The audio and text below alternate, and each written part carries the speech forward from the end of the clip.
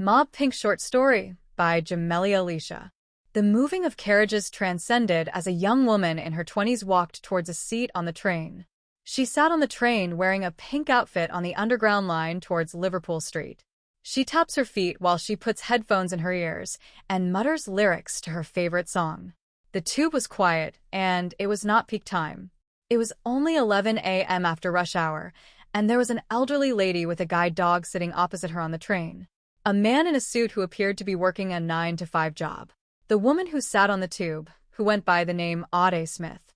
She had no idea what was in store for her until a group of girls by Tottenham Court Road station went onto the underground line.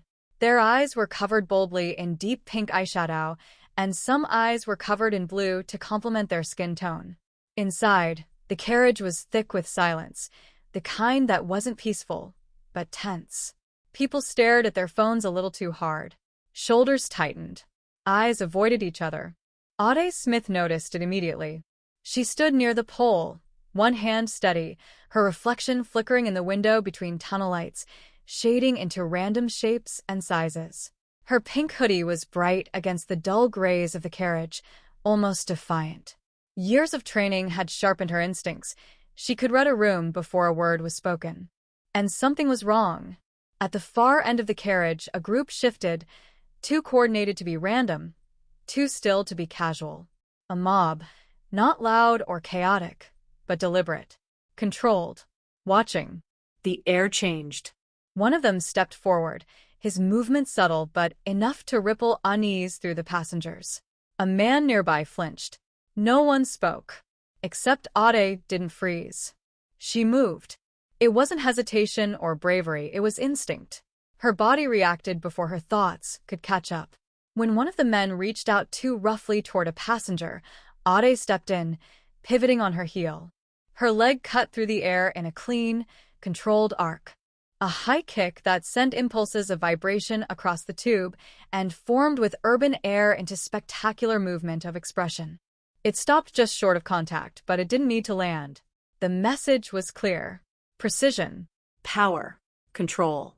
The carriage fell into a deeper silence. But this time, it wasn't fear. It was attention. Across the carriage, one boy watched her differently. He wasn't startled like the others. He leaned forward slightly, eyes sharp, as if he recognized something in her movement. Not just strength, but training. Purpose. When the tension dissolved and the group stepped back, whether out of caution or respect, it felt like something had shifted. Not just in the carriage. In Ade. As the train slowed into the next station, the boy approached her. "You all right?" he asked, a half-smile tugging at his lips. That was mad. Ade shrugged lightly, though her heart still raced. "I train. It's just how I move." He nodded, like he expected that answer. Ever heard of Mob Pink? She hadn't. But she would. It started as an invitation. Then it became a rhythm. Mob Pink wasn't just a dance team, it was a movement.